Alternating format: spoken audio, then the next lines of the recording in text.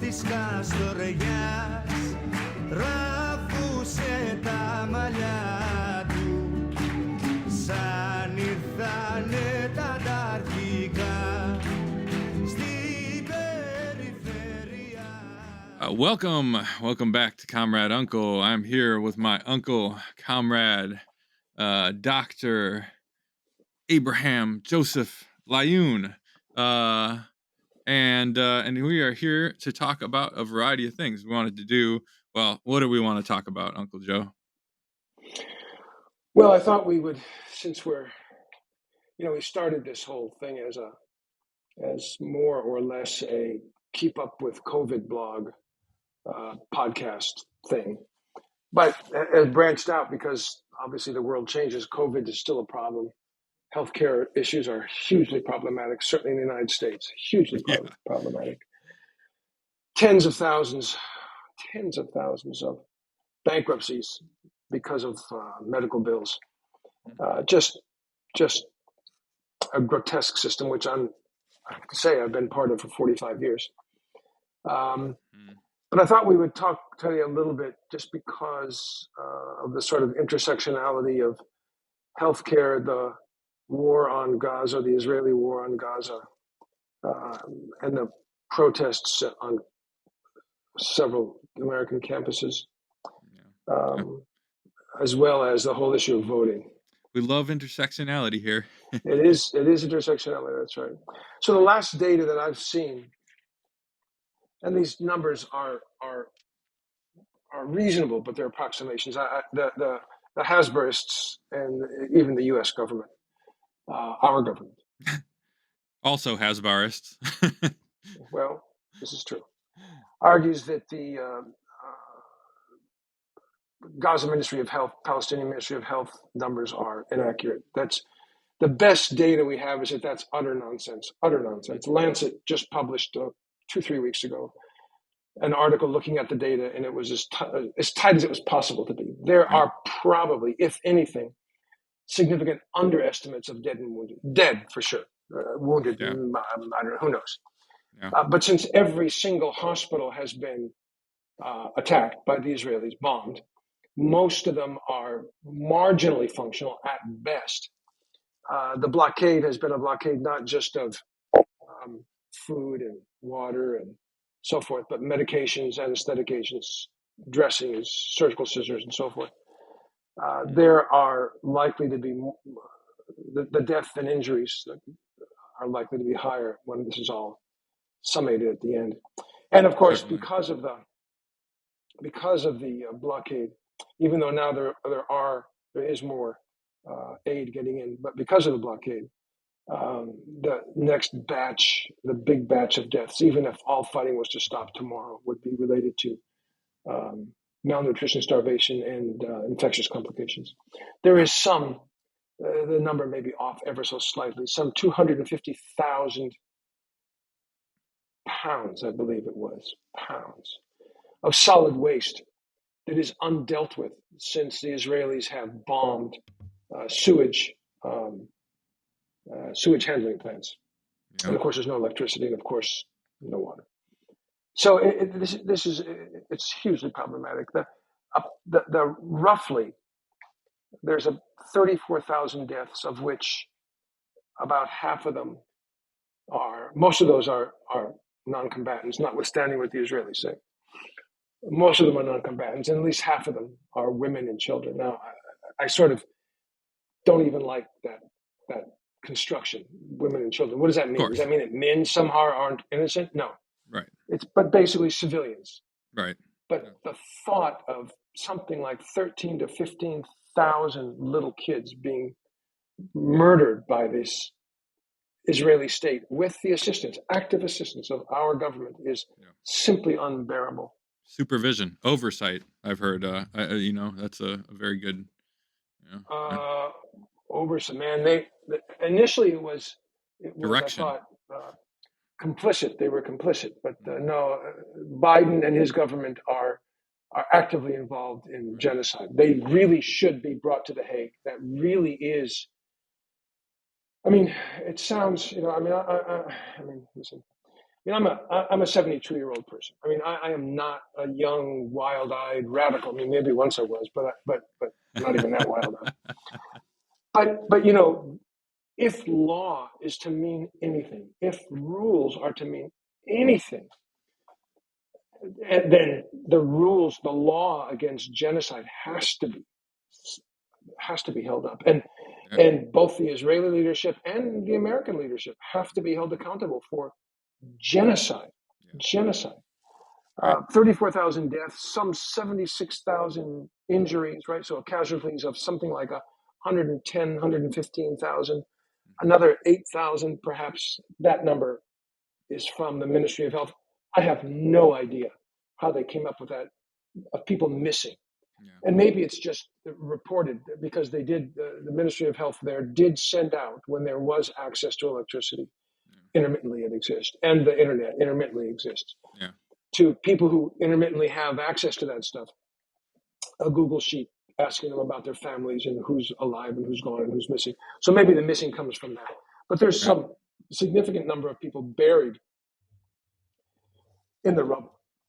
The place has been called a children's graveyard. And there is no, to the best of my knowledge, there is no way on God's earth that Israel will ever overcome what they've done here. Ever. They have a scarlet letter. It will never go away. I don't know what else will happen, but it will not go away. Because of this. There have been some really significant campus protests. In late 23 at Cooper Union, George Washington University, Binghamton University, Drexel University, there were a number of events.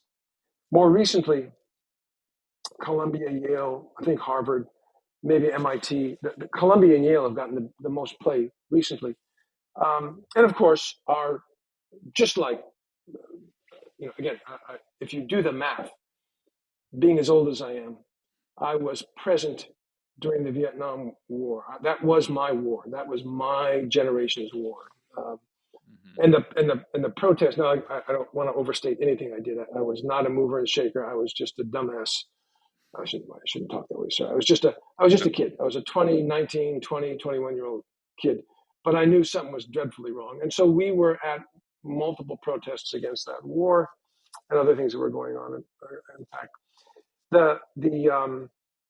at the time, the names thrown our way were significant, as you would expect. Insults, no doubt about that. But later on, 20, 30 years later, yes, we were right. Wisconsin was a big place. UCSD, UC Berkeley, UCLA. I mean, all of them, throughout the country. Big place for protest. Multiple. Across the country, everywhere. I don't want to start naming because I'd leave out ones that really matter. But what's of some great significance, I think, is at Columbia. There have been at Columbia University. There has been at least one professor of business, more than just him, but at least one, who has called for bringing the National Guard onto campus.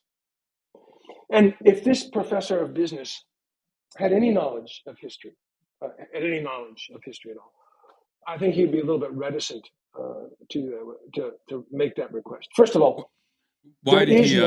Maybe we should say why. Because what he and the leadership of Columbia have said is that Jewish students are at risk on that campus from the protesters, even though the protesters are led by Jewish students. Right. And of course, what the right wing has done, and actually the right wing and liberal media, liberals, I hate to, with a broad brush, smear everybody, but what they've done is, is they've said, well, when you say Palestine will be free, or from the river to the sea, Palestine will be free, on and on and on, what you're calling for is the murder of Jews, which is just utter nonsense. You have to go out of your way to make this nonsense up. Yeah. It's simply not true. Yeah. There is a huge, there are our Jewish brothers and sisters of all ages, are involved in this struggle. It's a struggle for humanity. It is not a struggle against Jews. It is a struggle against an ideology, an extreme right-wing settler colonialist ideology, which is Zionism. It's an ideology. It is not Judaism. Mm-hmm. And so to call for the National Guard to be brought onto campus is not just dangerous, the police or the National Guard, frankly, but all you have to do is pick up a book, any book of history, and you remember what happened at Kent State and Jackson State when the National Guard were brought onto campus during the Vietnam War. Students were murdered. Nobody was ever held accountable. Murdered. It was horrific. Right. And that's what the call that people like that professor of business are making could lead to. And it's nonsense. I mean, it is utter nonsense. Right. Are there, I mean, we have to be clear. Is there anti-Semitism? Unequivocally. Is there racism? Unequivocally. Is that what those demonstrations are about? Unequivocally, no. No, Could there be hangers-on, people on the fringe not. who are racist, creeps, anti-Semitic? Well, of course. Anything's possible. I mean, of course. But those protests are peaceful, and people are speaking their mind, and there's a unity between Americans who are Jewish, Americans who are Palestinian, foreign students. It is a remarkable, remarkable group of people. Black, white. It reminds me of the old Communist Party. I can't help myself. Sorry. The old Communist Party mantra: "Black and white unite and fight," which in the time that was mouthed by the left of the United States, the Communist Party, among others. People would not. There was no unity between black and white. Whether it was union, whether it was in churches, whether it was in synagogues, you stayed away from that. In the 30s, for sure, even in the 60s. Right. So it is in the best tradition of the progressive left movements, humane movement. To bring these groups together. Right. At Columbia, there have been arrests. Yes, solidarity. Columbia, there's been arrests. Yeah. I think most of the students have been released, but they've been threatened with being thrown out of school. Right. At CUNY, City University of New York, the same. Barnard, the same. At Yale, there was apparently some significant police violence. They sprayed them with chemicals or whatever, Yeah. It's and this is kind of like tear gas. This occurs not just in the setting of course, in the setting of this Israeli war on Gaza. It occurs in that setting, but it also occurs in the setting of the Congress of the United States, specifically the House of Representatives, specifically Elise Stefanik's, who's a chair of one of the committees, who's had hearings on anti-Semitism on campus, and has, in a way that's frankly embarrassing, has made mincemeat of these university presidents who are, I'm sure, good, solid, liberal, smart, thoughtful, but absolutely give them the benefit of the doubt. Right. My experience, this is just my experience in the university is university leadership is basically people who have nothing to, their loyalty is not to the students or the faculty, it's to the donors or to the board of regents, board of governors. Certainly when I was at the University of Florida, it was so, and believe me, nothing has changed. It's gotten worse. Right. whether it's Harvard or MIT or Columbia, that leadership, when Stefanik said, if somebody says death to Jews, is that allowed on campus? And rather than accept the premise, I think, Reject the premise. That had I been there, I mean, who knows, what if I know what I was said? But I think you say, no, excuse me, that's not happened on our campus. What has happened on our campus is our students have said the following, and it's the things we've already talked about, and we support that. And will there be hurt feelings? Unequivocally. Would we allow any of our students to be harmed? Unequivocally, no. But the university is a place for debate and argument. Respectful, one hopes, always. Sometimes that respect breaks down and you've got to be a little bit careful.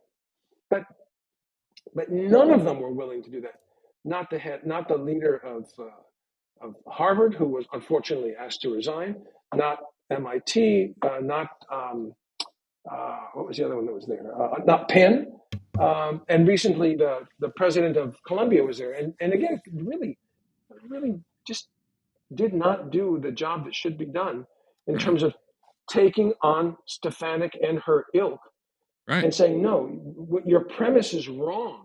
Right. And laying out what universities are about. It's cowardly and it's it's more than just, so it's cowardice, of course, and it's spinelessness, of course. But it's not even smart. I mean, it's like these guys are nailing you to the wall. I mean, and they're asking, I mean, some of the questions that they're asking are absurd questions. They are, I listened to one senator questioning a senator or congressperson.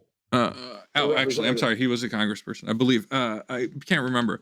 Congressperson. Can't remember exactly where from, but the upshot was he was like, God says to support Israel. If you do you want Columbia to be to be cursed by God? This is a congressional hearing. What place does that have? I mean, what kind of question is that? And the administrator, backpedals. Oh no, we wouldn't want that. I mean, are you kidding me? You're gonna treat that like a real question, And I'm not saying, I'm not like, turning up my nose at religion or anything, or trying to disrespect religion. More power to the people who use that for good. Right on. I've known many good and kind and religious people who are fighters for social justice. Blah blah blah. All that caveats out of the way. What place does that sort of question have in any discussion of protest or cursed by God? I mean, are you serious, man? That's how you. It has no place. It has absolutely no place. I mean, again, who knows what? I mean, again, this is. Yeah. I will never be in that position to be president of university asked this question. But what I would hope I would say is, which God are you talking about? Are you talking about the God of Odysseas? Are you talking about the God of the Romans? Are you talking about the God of the Jews, the God of the Christians? Which God? Whose God? Which book? I mean, books of mythology is what these books are. They are not. I don't believe the Word of God. They are. But at their best, and you've touched on it, at their best, they do lead us in a direction of humanity and decency. There's no question in my mind about that. I think we've talked about this in the past when I was a much younger man working for the revolutionary government of Nicaragua, when Nicaragua was a revolutionary country back in 1980, 1981. The people that I worked with, some of them were Catholic lay workers, and they were the most impressive people I ever saw in my life. The most. Went places and did things that we wouldn't do, we're afraid to do.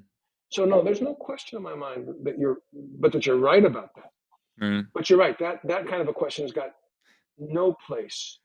And the university president, I mean, to not be able to answer that, I just, like, what are you thinking? Are you over-lawyered? Like, do you have too many lawyers told you what to say? I mean, you have to just, I mean, it sounds trite, forgive me. You have to speak sometimes truth to power. Call bullshit. Say, no, we're not doing this. This is not what's happening. And this is a significant attack. There's a significant attack Mhm. on academic freedom, and Yeah. the reason that I would support those university leaders critically, but try and support them at least, is because they're the first line of defense in academic freedom. And if they fall, then who's going to replace them? What's going to replace them? In the Right. best universities, and I believe Columbia has shared governance. In the best universities, the faculty senate, the faculty should, and in Columbia's case has, I think in Yale's case too, Mm. weighed in and said, this is unacceptable. It Right. is unacceptable to bring police or anybody else, armed on our campus for what are essentially protests for justice, decency, Right. humanity. And again, it doesn't matter what, but at the University of Florida, that wasn't the case with the faculty senate. We did what we did when I was there, but it wasn't. But it really matters. The students, the student body, the faculty stand up and push their leadership to take appropriate position. That debate is allowed on campus. That's what campus is about. That's what education is about. It's about unlearning some of the stuff that you thought was true and learning new things. And they haven't been able to do that. They have not. And I think it's because the leadership of those universities, again, that leadership are more loyal to their donors than to their students and faculty. And that is just a huge problem. Right. A huge problem. And it's leading to the erosion of free speech in a serious way. I mean, this is very reminiscent of the Red Scare, of the various Red Yeah. Scares. I mean, it is this sort of persecution of intellectuals, a chilling of free speech, an attack on people's right to criticize the unjust and immoral and illegal actions of their government, which is something we've seen over time. With the attacks on Julian Assange, and this whole, it's a trend, but I mean, this is a new low. Well, it's another front in what Another is front. Yeah, there clearly you a go. war on free speech, on Mhm. free thought, on the ability to challenge this neoliberal, bordering on, I'm sorry, fascist Mhm. governance that we see not just here, Mhm. but rising throughout the world. It's Yeah. really quite frightening. Um, Right. and so, yeah, no, that is true, and it leads us, I think, to another question, and at least in the United States. And I know we have some listeners that are out of the country, Mhm. but it's like, what do we do in November? Right. And that is an exceptionally challenging question. I mean, again, only because I'm old. There's nothing more than that. But the Right. first vote I ever took was for George McGovern in 1972, I think it was. Mhm. And since then, I mean, he was the anti-war candidate. He was going to stop the war in Vietnam. Nixon won, of course. Mhm.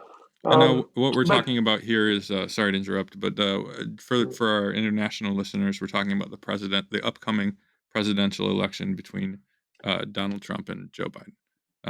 yeah, the upcoming presidential election, which will be, I think, between Trump and Biden. Yeah. And over the years, those in my family, we've worked on multiple campaigns Mhm. and done all this. I mean, not done a lot, but we've done. We were active, whether it was knocking on doors and making phone calls, for all of them, including Biden.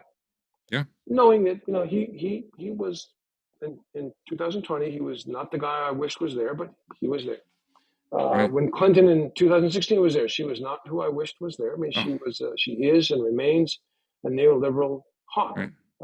But Trump was more concerning. Yeah, I voted And for I voted for Democrats ever since I was able to vote. I have volunteered for every campaign. Up until this one, I've done get out the vote stuff. I even though electoralism has its problems, I've nonetheless, for the sake of harm reduction, have voted. I think both of us have. So that makes what we're going to go into here. I should put it into a context of we're pragmatists. In other words, I mean, we're here. I wish there was a different option. I know there are third parties, but given the way the voting structure in the United States works, it makes a third party win near impossible. First of all, because it's very difficult to get on the ballot in all 50 states. And the reason it's hard to get in the ballot in all 50 states is because you've got to have a certain number of signatures. And over the years, the legislatures in the states have made it more and more difficult to get candidates on the ballot, to say nothing of the fact that it's harder and harder to vote. The legislatures, primarily Republican in this case, have made it more and more challenging to even vote, no matter for who you want to vote. Right. Closing down polling sites, making it illegal.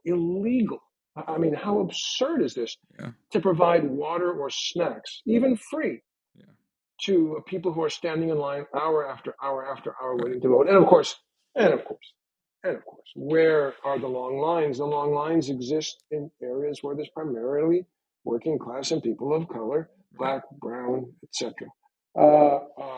working class white folks, because the leadership and certainly the Republican Party, and this is primarily a Republican issue, they've done this. It does not want everybody to vote. They have explicitly stated they do not want everybody to vote. Right. When more people vote, they lose. Right. And then, of course, there's the Electoral College, which ensures that even if you win the popular vote, you may not get the presidency. So we're in a difficult position. And Juan Cole, who a professor at University of History, University of Michigan, Middle Eastern history, is an impressive guy, writes the podcast Informed Consent, wrote a piece on this not long ago, which I found just what I thought. He said, I'm a grown-up. I'm a grown-up. I'm an old guy, he said. I'm a grown-up. He didn't say I'm an old guy, but he basically sort of said, I'm an old guy. I'm a grown-up. I know that I'm not going to agree with the candidate or anybody on everything. I know that's the case. But I do have red lines. And he said, my red line is genocide. And, Imagine that's that. exactly it. Yeah. Imagine that. I mean, it's not just that Biden broke promise after promise, right? Medicare for all, or at least a Medicare for all option, forgiving loans for student loans.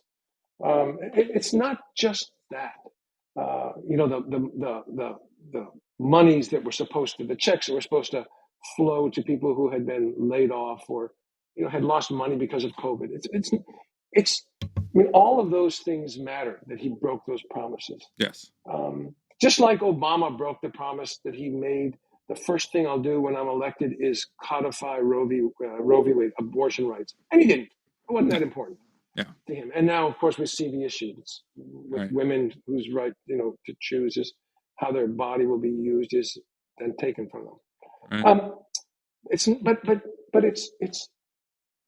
Those are all bad enough. They're really very bad. But to not just support, but engage in genocide, I have an exceptionally difficult time thinking how it would be possible to vote for, much less work for, that man again, which again, last election we did.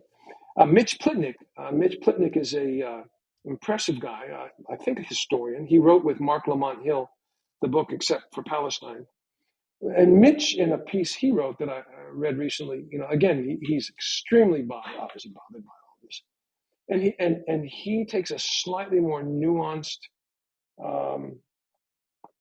take on all of this. And he says, if you live in a state that's solidly blue, vote for anybody except Biden. Vote for who you want to vote for, right? And obviously, he's talking to progressives. It's not going to be the fascist Trump.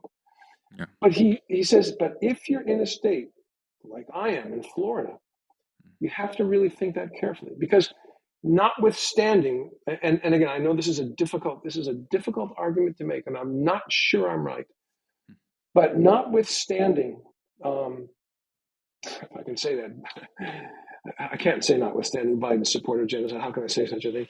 But Yeah. despite Biden's support of genocide, I do think in multiple ways a second Trump term would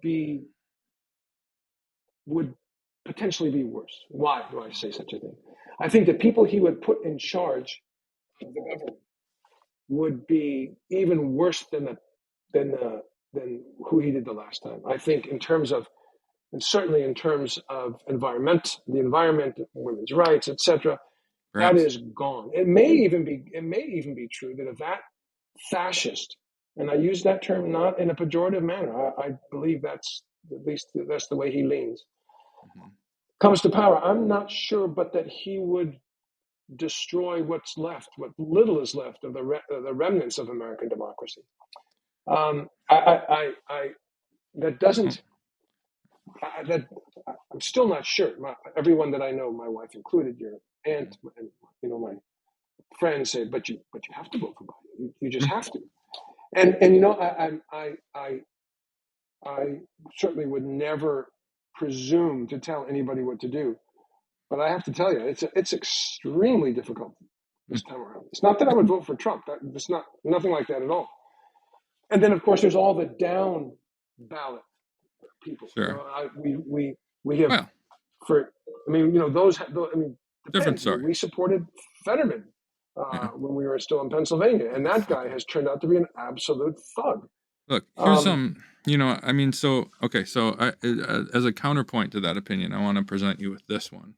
And I can't give you an exact quote. I listened to it. It was an interview with Professor Assad Abu Khalil. And he's a Lebanese American. You've heard of him, huh? I heard this interview. The interview? Yes, this was very Nice. Yeah. Yes. I really like this guy. I think he's very smart. Mm-hmm.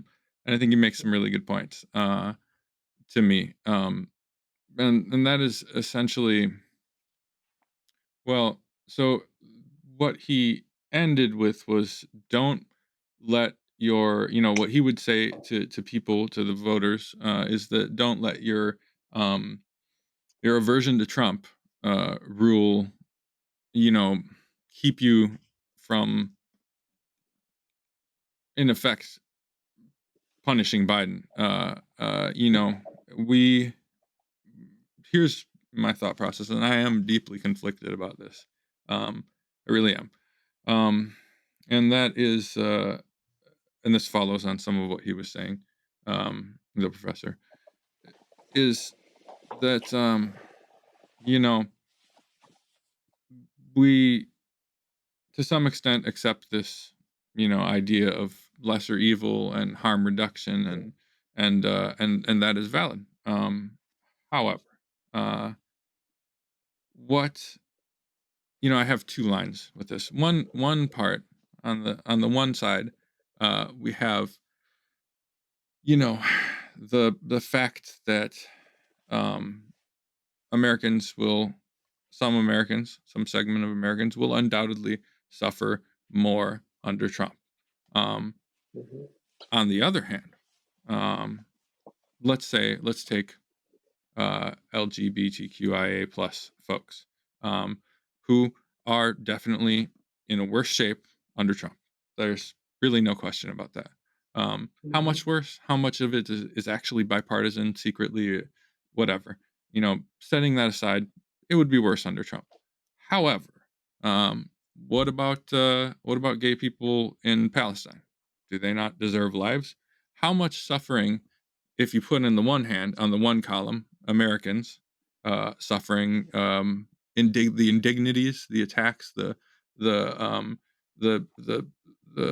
assault on their rights. Let's say, is gay marriage, for example, worse than every gay person in losing gay marriage, worse than every gay person in Gaza being exterminated, being wiped off the face of the planet? are trans rights to use whatever bathroom that they want more important than Gazans' rights to draw air, to not be tortured to death, to not be ripped limb from limb, to not be trapped under rubble?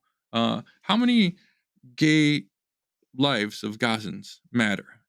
And what about everybody else too? All the other, I mean, how many people have to die for Americans to have it marginally better? And is that worth it? To me, I'm sorry, but the question is not a question. Nobody, Trump, even in the worst, Trump is not going to do to America what Biden is doing to Gaza. Maybe Trump will continue doing what Biden is doing. Probably. However, he's not going to commit genocide in the U.S. He's just not. It's not going to happen. I mean, give me a break. He doesn't have that kind of support. Nobody does. However, that is happening to Gazans. They are being exterminated. Israel is waging a war of extermination on the Palestinians. And specifically, the focal point is Gaza, but it is all over. And they want to kill every one of them. And Joe Biden supports them in that murderous intention. Not only does he support it, not only out of a sense of realpolitik, in other words, doing it to further America's standing in the U.S. and to serve his donor class, he also opposes it. I mean, he also supports it because he is fundamentally a racist, hateful, evil, deeply evil person. And for me, there's no question. None whatsoever. If I had a choice between voting for Hitler or Himmler, which vote is not for a Nazi? I'm sorry. Pass. Hard pass. I will not vote for a Nazi. I will not vote for genocide. And here's the other side. So, on the one hand, we have how much our American lives, our American troubles and difficulty and suffering, yes. How many lives are those more important than the lives of an entire people? On the one hand, Palestinians versus American discomfort. That's one side. On the other side, we have what will happen going forward from here. Now, if we accept as a premise, as a people, if we accept the premise that the lesser of two evils will commit a genocide that is, if nothing else,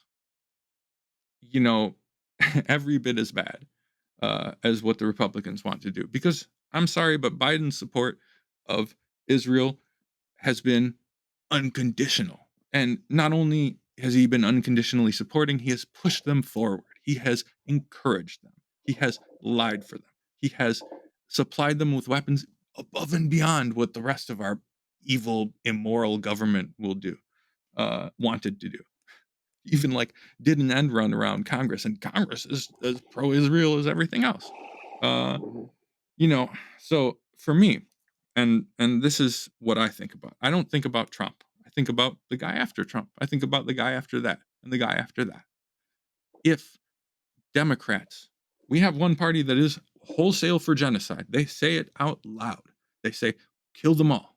That is what they say. I mean, you hear the Republicans say it every time. And they make no qualms about it. However, on the other hand, we have the Democrats. And if both sides, if the baseline, for example, in America, we have come to accept that we may need to vote, and I have made this decision myself in the past. When I voted for Biden last election, my calculus was neither of these people are going to support universal healthcare or Medicare for all or any even substantive reform. Both of them. So we've accepted that the lesser evil can and does not support Medicare for all or universal healthcare. That's a given, right? We accept that is something we may have to swallow, and we may have to just vote for a Democrat that doesn't support this thing that is fundamental and important. And however, Now we take that acceptance and we transpose that to genocide, the worst thing. What does that mean going forward? Well, if Biden can get away with committing a genocide and still get reelected and people just accept it and, oh, all right, it's fine, whatever, he's better than Trump. Well, what's to keep Trump from being worse and then the next Democrat from doing yet another genocide? And where will the next genocide be? Will it be Yemen? Will it be Iran? Will it be Russia? Where is the next one going to be? And how long before it gets back here? If we accept now the premise that a lesser evil can commit genocide, that genocide can be less evil than other genocide, then what does that mean? What does that mean for us? What can we do? How will we ever escape this pattern? What? When will it end? Who is enough? Is it only enough once they come and start doing it here? Is it only enough once they've done it to Mexicans but not gay people, or not the poor, not all the poor, but just some of the poor, or when they're exterminating people at the borders here, maybe that's okay. That's the lesser evil, but exterminating, rest of us, I mean, that's not. We'll just vote for the lesser evil there too, and on and on and on. This ratchet only tightens. It only goes one way. The right drags us to the right. The Democrats, the left, which is not the left, they are a neoconservative ideology. I mean, okay, they wear a rainbow flag, but that's it. It ratchets. It only goes one way. We only become more genocidal. We only become more evil when we accept that Biden can do this. This is my mind, and I don't pretend to speak for anybody else, not you. I can't, because I'm deeply conflicted about this. I will not blame somebody for voting for Biden. If they come to this election and they say, God, I just can't do it. I hate Trump. I get that. I hate Trump too. But for me, in my mind, I will not be complicit in genocide ever. There is no calculus of American discomfort that makes genocide okay. And to allow him to do this, to make the lesser evil the baseline to be genocide, then what happens next? Where does it end? And it doesn't. That's the thing. It doesn't end. It never ends. Because once people start doing it, once it's okay, once it's accepted, and this is what we talk about normalization, this is the normalization. We have normalized American imperialism. We've normalized invading countries that didn't do anything. We've normalized lying and just accepting it. When Trump does it, it's lying. And when Biden does it, it's just an unfortunate circumstance. No. We've accepted so many things. And this is a turning point. This is not just one other little discomfort. And I don't mean to say that not having universal healthcare, the barbaric prison system, all of the things that we take for granted that can be part of that lesser evil right now. I'm not saying that those aren't important, but genocide is something else entirely. It is a whole other level, and it is a level that we do not return from. You don't see societies that start doing genocides democratically reform themselves into being good. I'm not even sure that democratic reform can ever work on the grand scale in the U.S. That a presidential election could bring true change.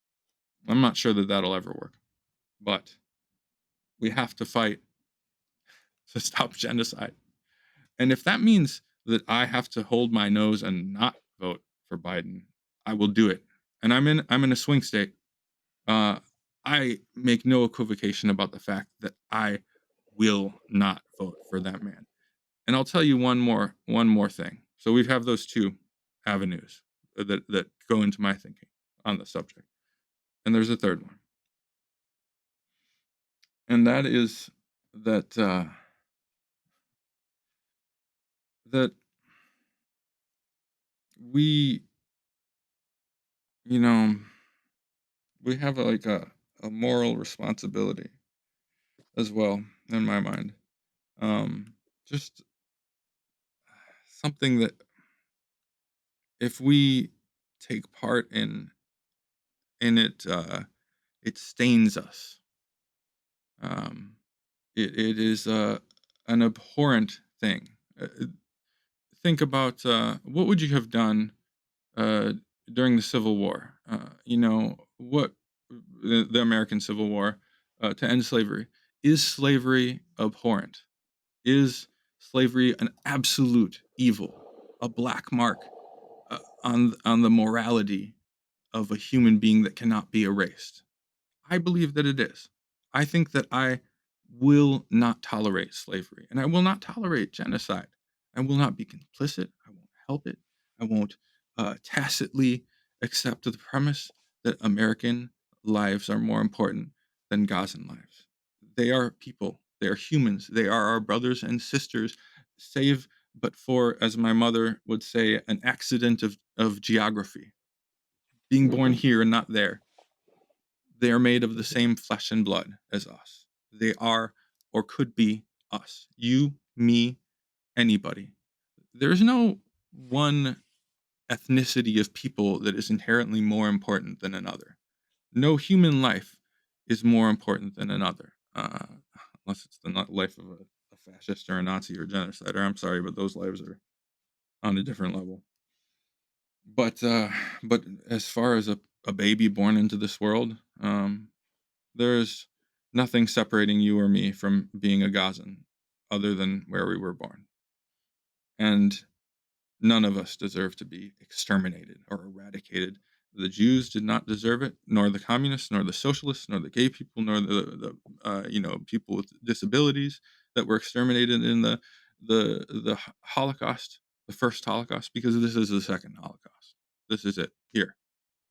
What would you have done if you were in such difficult times? Because you are in those times, and when you accept that that you've got to vote for Hitler because Himmler is worse, that's no choice at all to me. So that's my thinking. I don't. I think that we have to stick up for as pragmatists. I would rather suffer through 4 years of Trump um, than deal with Biden. And there's one thing. I remember where I was going with that. When Biden commits a genocide, half, all the liberals, all the people who have been indoctrinated by the media, by the Democratic Party apparatus, the propaganda machine, CNN, NBC, they all cheer it on. When Trump put, like when Biden puts kids in cages, both the right and both the Republicans and the Democrats are all for it, because the Democrats, they're like, yeah, whatever, great, he's doing it, it's fine, it's Biden, it's fine. At least when a Republican does it, all the libs get mad about it. If Trump was doing this, they would all be upset. So I would rather have Trump doing it, frankly, because at least there is a base of opposition in that case. So what would you rather have? Would you rather have all of the Democrats united behind genocide, or at least the Democrats being forced to pretend that they don't support it? Because that's the choices that we face. Well, I think you raise a number of intriguing and important points. And so that podcast that you referred to at the opening of your comments, I heard as well. And he basically said, although in a more elaborate way than I am saying it now, but he basically said is maybe a country deserves the government they get. That's what he said. And he said other things too. He said women's rights matter a great deal to me. Choice matters, but is that more important than the lives of Palestinians than genocide?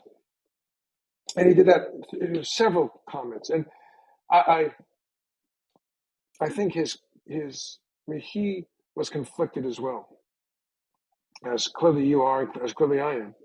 I try to think of this time in put it in some historical context. I mean, first of all, this is not the second genocide.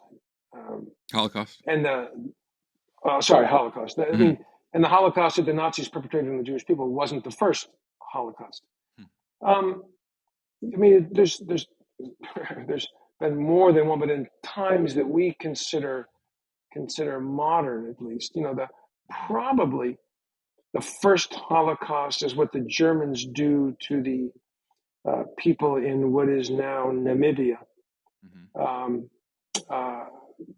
The second Holocaust is probably, in the Belgian Congo, what Prince Leopold does, King Leopold, does to the Congolese, which is just horrific. The book to read on that is King Leopold's Ghost by I've forgotten the guy's name. If the listeners Google it, they'll find it. It is worth reading. But and then of course, what the United States did, what we did to the Native Americans, is also, although the term didn't exist, a Holocaust / genocide. But clearly that's what we did. So this is humans do this, and I'm not saying that doesn't make it better or good, but humans do this. It's been done, and of course there's also the Hutu Tutsi in Rwanda genocide that famously Bill Clinton refused to call it genocide because we'd have to do something if we called it a genocide. How far we have come. Yeah. But in terms of in terms of sort of what we should do electorally, or at least how I think about it. I cannot but think of the last election Germany had before Hitler took absolute power, and in at that time, there's the Social Democratic Party, the Communist Party of Germany, the Social Democratic Party of Germany, and because of this rift in the left, it wasn't all Stalin's fault, but Stalin played a big part in it. But to vote with the Social Democrats, you were voting for social fascists. They were just as bad fascists as the Nazis were. Was the mantra at the time. Clearly not the case. I mean, they were not Nazis. They were Social Democrats. They were different. They were not, exterminationists. And so by battling with one another, this allowed, in a certain way, the rise of Hitler. And then as soon as Hitler took power, of course, there was the Reichstag fire, there was the Enabling Act, and the Enabling Act basically allowed Hitler to rule by decree.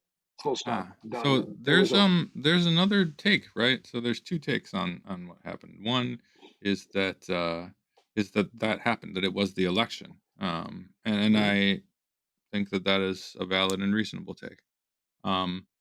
There is another, and that is that the Social Democrats were to blame for not taking an entirely different tact. That the Nazis were poised to take over no matter what happened in that election, and that the path of organized resistance was what was necessary in that moment to stop them, and the fact that in fact the fault was not the fault lay still with the Communist Party. However, in some sense, that was because they were not willing to step outside of the law in order to oppose the Nazis in the kind of way that they needed opposing. And by that point, the Social Democrats. The Social Democrats and the Communists were not. Basically, the Communists weren't willing to pick up arms yet. There had been street brawls. There had been very violent confrontations, mostly on the Nazi side. But there had been clashes in the streets between them. However, unlike the Nazis, the communists were unwilling to break the status quo and to fully engage in armed struggle against the Nazis. Now, at that point, the reason I say this, perhaps the election was not so important, is that at that point, the way the Nazis took over, actually, in some ways, mirrors the way Christianity emerges in the Roman Empire. And I don't mean that in the sense that the ideologies were the same. However, in this sense, they set up a shadow government. So in other words, for every mayor, there was a Nazi mayor. For every governor, whatever, I don't know what the positions are called in Germany, but on every level of the government, in every administrative space, there was a mirror inside the Nazi party. And when the time came, they just moved over and they took it over. And that's actually how the Christianity became the dominant religion in the Roman Empire. Good, bad, whatever, that doesn't matter. That tactic of being ready to just seize power, no matter what happened with the election. And they were poised. They had already done that. It was done. It was set up and it was ready to roll. This alternative take was that it was not the election or losing or winning the election, because they would have done it. Period. Win, lose, otherwise, they would have taken power because they had already set up this system, this bureaucratic system, this shadow government, to just occupy the place of all these things. And there was the way it shook out. There was this vague aura of legality that Hitler got elected and then he passed some stuff and whatever. But the alternate take is just that these guys were doing it. It was happening. It didn't matter what happened with the election, and the fault was not in voting this way or that way, and not uniting. And I do think that there's no reason that they shouldn't have voted against him. But in this line of criticism, it's that their unwillingness to pick up arms and to basically break the law, to break the status quo of ostensible legality, which the Nazis were not adhering to. They would go in and they had no problem breaking up communist meetings. They had no problem bashing people's heads together. They had no problem using weapons to kill people and to wipe out the communists. I mean, don't forget, the Holocaust, the first people to go into the camps were the communists. And then the Social Democrats. And then the trade unionists. And well, so on. I do know that. I mean, we're not there. Don't get me wrong. No, we're not. No. Again, yeah. It's so, but I do agree. I'm sorry, I didn't mean to derail you. I do agree that there is some parallels, but there are, right? But, maybe. But just maybe. Sorry, maybe. Please continue with what you were saying. My understanding of that history, though, is not that the Communist Party of Germany was not willing to take up arms. Quite the opposite. They had armed groups that were actively battling. But I think that was a two-track plan at that point. And again, it wasn't just the Stalinists, it wasn't just the KDP, it was also the Social Democratic Party had a role in this. But by doing battle with one another, even though neither of them were perhaps the optimal, I don't know, optimal for everybody. If you look to see what Hitler had said, you'd say, man, this guy's dangerous. And that's the point of that's the when I look at this, that's the point I take from Trump. When you look to see what this guy says, I mean, he is nowhere near as smart or thoughtful as Hitler was, right? I mean, I that's a horrible thing to say, I guess, but Hitler paint. At least, right. But Hitler at least had sort of coherent thought, even though it was horrific and deadly and violent and racist. Trump, I don't know what Trump is. I mean, I don't know what he is. I'm not qualified to give him a psychiatric diagnosis, but the guy's a sociopath. The guy's a something. I don't know what he is. But what's concerning is the people that he will bring into his government who are smart and right-wing and potentially anti-democratic. That's the key. Well, I think we can assume that they are anti-democratic. I think that they have shown their colors pretty thoroughly. Yeah. Yeah. I would I go mean, even it further. still Yeah. doesn't. Yeah. Hmm. It still doesn't. Where does that leave us in November for the election? And Hmm. I mean, that is a question that people will have to answer for themselves. Yeah. I frankly, I vacillate. I mean, I really Yeah. vacillate. It's not. I mean, it's not. It's not. It's not me. Hmm. It's my kids and my nephews and my grandkids that I'm worried about. I will be dead in another something like 10 to 15 years if I'm lucky. It's I mean, and whatever we can do, I can do to make things a touch better. We do it in the time we've got left. Hmm. But it's your generation and the next generation that I'm concerned for.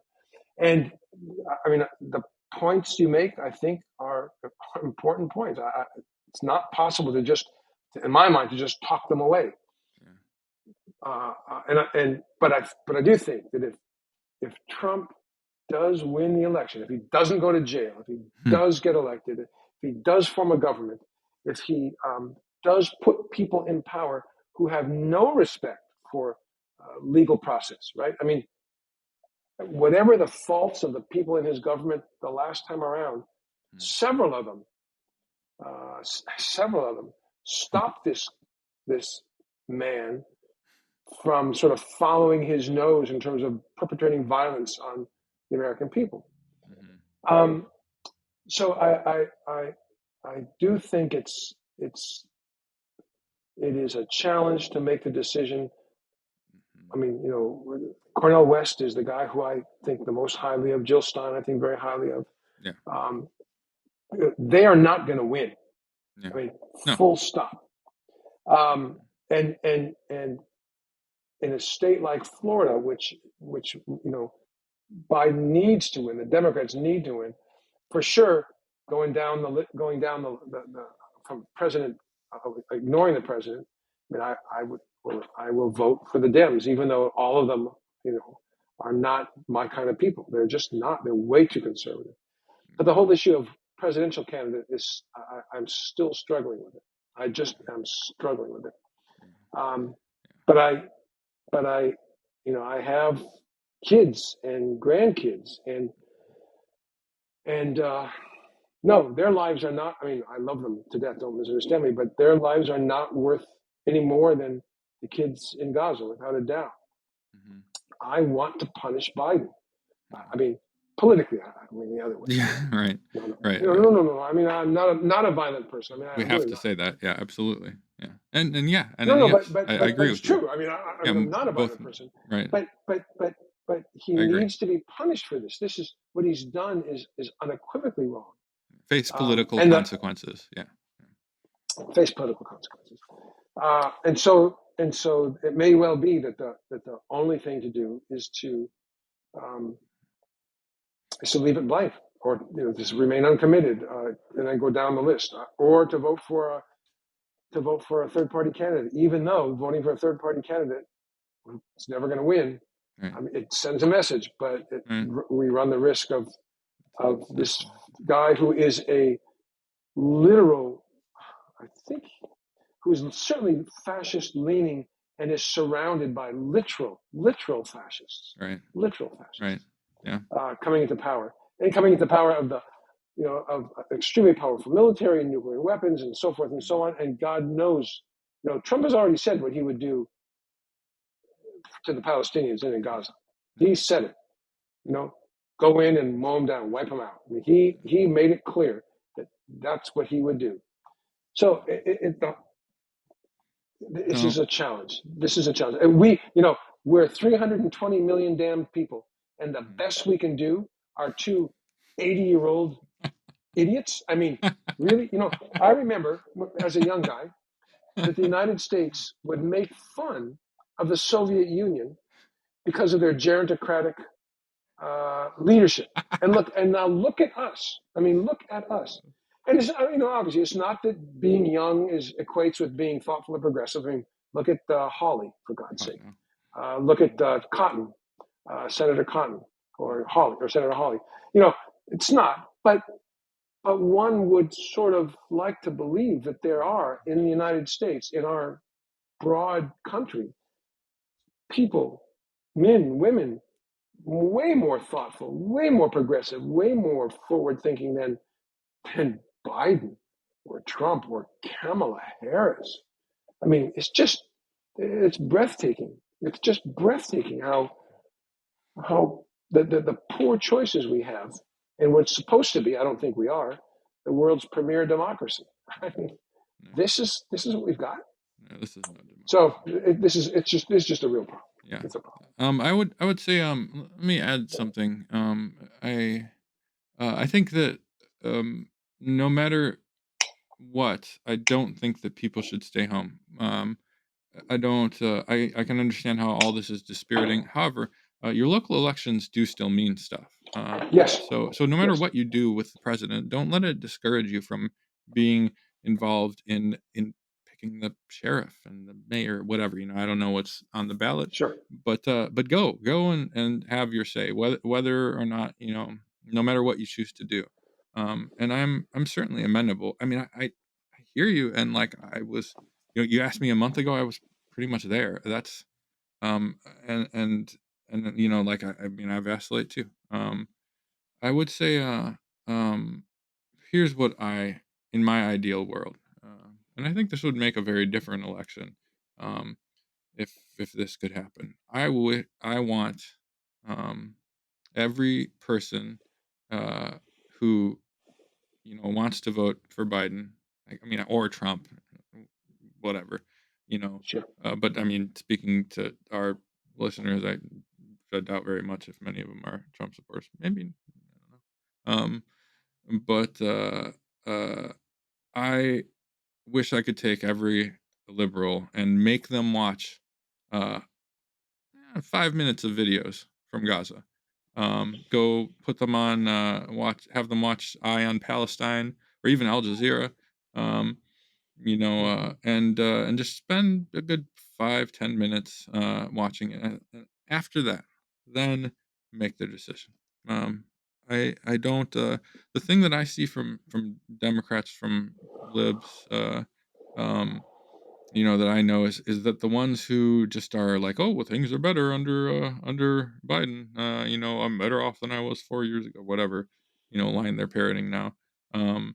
Is that they haven't looked and they don't want to look. They don't want to see. Mm-hmm. They don't want to be faced with the hard choice that is in front of them. They don't want it to be real. They want to believe that Biden's hands are tied and.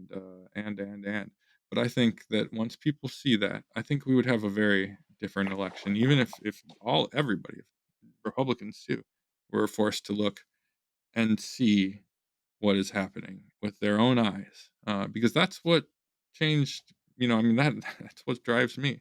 That's what I think about every time. I mean, it'd be even better yet if they knew somebody. You know, uh, I've told you about that family that I was, my friends over in Gaza. Actually, they gave me something to read, which I'll do at some point here. Um, uh, they I had a bad day yesterday, not as bad as theirs. They were telling me they did leave Rafah. They were in Rafah. They had been Mm-hmm. displaced down to Rafah, and they were going to leave Rafah and go back north, even though they're not allowed. Mm-hmm. And it's not safe to, because they were worried that Israel was going to attack Rafah, which they did this morning and last night, and they made it out, barely in the nick of time. Speaking of that, I'll add their GoFundMe. It's just one family, but if you got $5 to throw, it's hard to. No, we should. We should put those on. And the other. Actually, you should put an eye on Palestine. You should also put Electronic Intifada. Yes.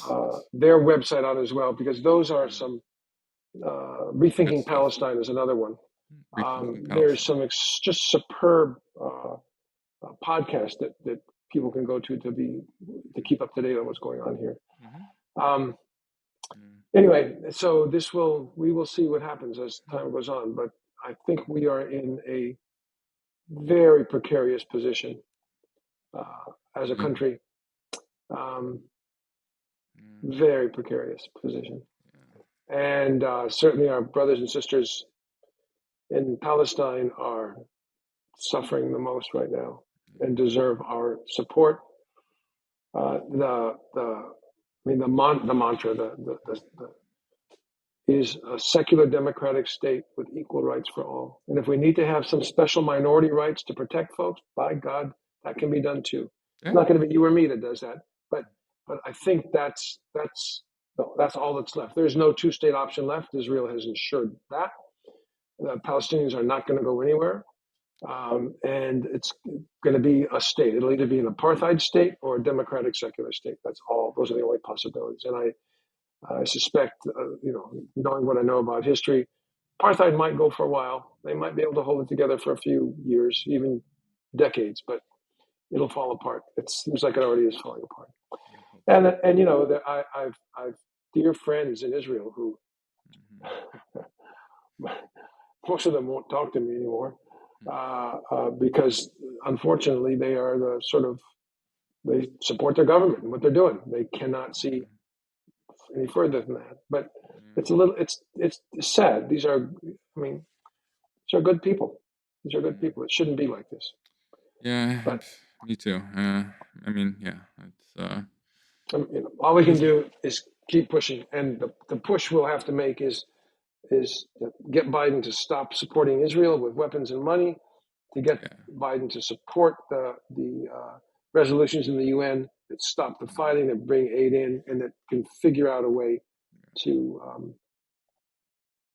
either have a two-state or a single-state solution. But it's and the occupation and the genocide. My most sincere hope, and maybe this is a pipe dream, God, what I really want more than anything is, I would love it. It would be so much easier if Biden would just knock it off, just stop and get, my God, if he would just heed the warnings. We did this whole we brattled the saber at him by doing this uninformed uncommitted. and uncommitted vote. Yeah. And I was part of that in Wisconsin. We basically in the Democratic primary voted for nobody. It marked the uncommitted or uninformed or whatever. Uninstructed it was in Wisconsin, I believe. We got way more than, we got double the margin that he beat Trump by last time of people that are, he could very well lose Wisconsin. The same is true in Michigan. Yeah. The same is true in Michigan, and the number of uncommitted or whatever the term was they used was just significant, but he has ignored those. Yeah, yes, he does. He has ignored them. I hope that it sinks in, and he just, or something. Man, if he just, God, that would be so much easier. If he could just. Well, I don't care if he doesn't. From what I've read, and there are numbers of people close to him who are opposed to what he's doing. The only question I ask is, why then haven't you resigned? Why haven't you resigned, Brent McGurk? Why haven't you resigned? One of them did, and others. Yeah. This State Department guy, more than one, has done that. And this woman, I've forgotten her name, but folks from the State Department have resigned. But no, really, in his cabinet, advisors. That's the only thing that might get him to change his mind, is the threat of that. Let's articulate. I'm sorry. Go ahead. No, that's all. It's just not happened. Let's articulate, since we are, since we analyze and prognosticate and recommend, and let's lay out, because I don't think enough people do this. What is fundamentally the demand? What could, people talk about? Oh, his hands are tied. He can't control. Let's respond to that one, because it is a common criticism. The idea that Biden is powerless to stop them. What could he do to tomorrow, if you woke up and like Scrooge's heart was changed, uh, you know, what are the actions he could take right now? What could our government do more broadly? What do we want to have happen? Well, I mean, his hands are not tied. I mean, he ties his own hands, right? I mean, when he wanted to go and send weaponry to Israel without going through Congress, he did it. He just did it. So what could Biden do? So what is the question is, what's the central issue that needs to be resolved to allow us to begin to correct the flaws in our government? And I believe, I could be wrong, but I believe that at least one of the central issues is campaign finance reform. Right. You can't do campaign finance reform without a Supreme Court that will allow it. So he could tomorrow enlarge the Supreme Court by something between 3 and 5, get them approved, get them there, and it's not packing. You can call it packing the court. I think what the Republicans have done is pack the court. But there's district courts, and there's usually one for each district. There's one Supreme Court judge. So there's a negative balance of something like 3 to 4. I can't quite remember right now. But he could do that. That's one thing. He could do it. He's got the Senate. Do it right now. And that would allow the campaign finance reform. That would also allow the whole issue of getting choice through and not suppressed by the Supreme Court. That would also allow him to, if he wanted to push all sorts of progressive legislation that the Supreme Court would kick out, given the structure they've got right now, and that they, in fact, will, ranging from voting and voting rights to is Trump not complicit in his own crimes because he was president? I mean, crazy stuff. But he could do that. He won't do that. He hasn't done it. Yeah, and I don't think he will do it. So realm of the possible. But it is absolutely possible. Were he an FDR? He's not an FDR. He's not. He's not even a Bernie Sanders.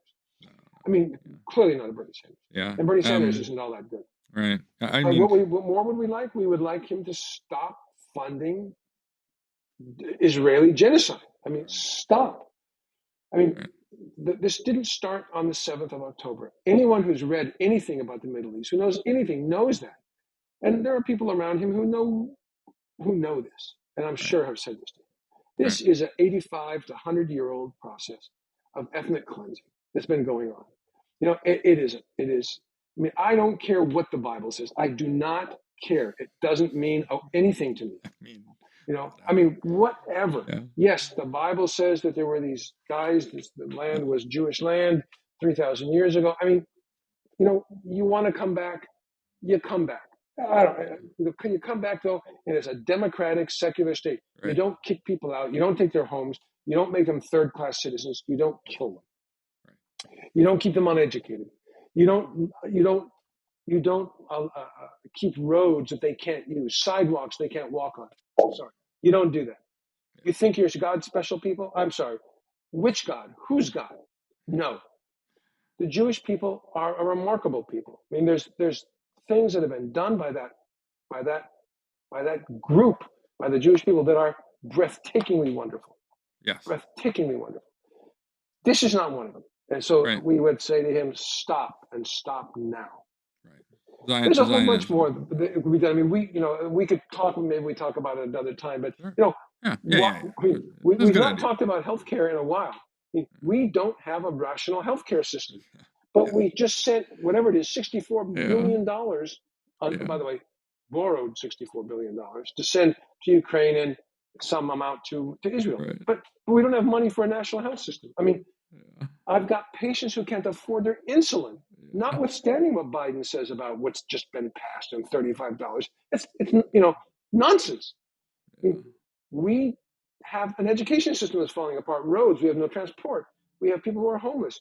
There are things we need to do for our people. I'm not saying disengage from the world. I'm saying get serious. Our country is falling apart. And it's not MAGA thugs versus the good guys. There are plenty of people who voted for Trump who are, I think, rightfully angry at what they see around them. rightfully angry. I'm not talking about racists and so forth. I mean, The material although racism conditions. is such, Sure. but the material conditions, we have betrayed our working class.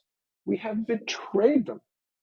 It's wrong, and this needs to be resolved, and it can be resolved. It won't be, but it can be. Anyway, that's a great critique. I love it. That's exactly it. Simon sanction them. Stop sending them money.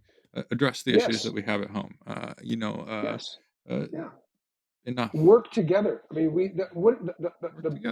the issue that's the existential issue for us is the climate emergency. And yeah, it's true, Biden's done some, but not enough. Oh, that needs to be addressed. We may die. We'll be gone. I'll be dead before this happens. But you, my grandkids, may not survive in a way that we would like to see them survive. Yeah. This can be fixed, but we have to act, and we are not acting. No. That's all. Yeah. I love anyway, on that note, another hour and a 20-minute podcast. We did it again. Oh man, thank you so much, Uncle Joe, for talking with me. I just I love it. I value these discussions very much, and it's just. No, me too. It's good. I'm glad we do this. I want to keep doing these, and next time we can talk. We should probably talk a little bit more about comparative health stuff.